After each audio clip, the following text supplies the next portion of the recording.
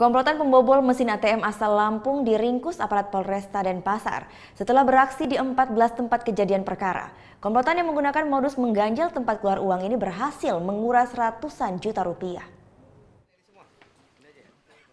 Tiga anggota komplotan pembobol ATM berinisial R, K, dan A ini diringkus petugas Satreskrim Polresta Denpasar Kamis petang kemarin di sebuah kos Jalan Uluwatu. Dua orang terpaksa dilumpuhkan dengan timah panas karena berusaha kabur saat akan ditangkap. Polisi juga mengamankan 10 buah kartu ATM berbagai bank yang mereka beli 500.000 sampai 1 juta rupiah di Lampung. Dari hasil penyelidikan polisi, komplotan ini telah beraksi di 14 TKP, mulai dari Kota Denpasar, Kabupaten Badung, Gianyar, dan Bangli.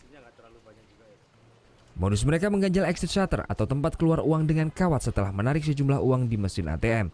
Dengan teknik seperti ini, mesin ATM tidak memotong saldo namun uang bisa terus ditarik. Dari satu mesin ATM tersangka mampu menguras uang tunai mencapai 321 juta rupiah.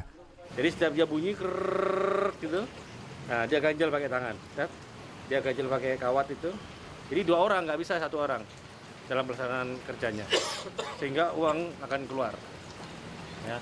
Sehingga kejadian yang di Kepawon itu sampai 321 juta. Tersangka mengaku belajar membobol ATM dengan cara seperti ini dari seorang narapidana yang mendekam di lapas Nusa Kambangan. Mereka telah beraksi selama sebulan di Pulau Bali. Hasil kejahatan mereka gunakan untuk berfoya-foya di tempat hiburan malam. Sampai saat ini polisi baru berhasil mengungkap kerugian di ATM BRI Kepawon Denpasar. Polisi masih menyelidiki jumlah uang yang dikuras di 13 ATM lainnya. Muhammad Hasanuddin melaporkan untuk NET. Thank you. Udah selesai nonton beritanya? Jangan pergi dulu dong. Subscribe dulu dan nonton tayangan lainnya di sini. Subscribe, nonton lagi. Subscribe, nonton lagi.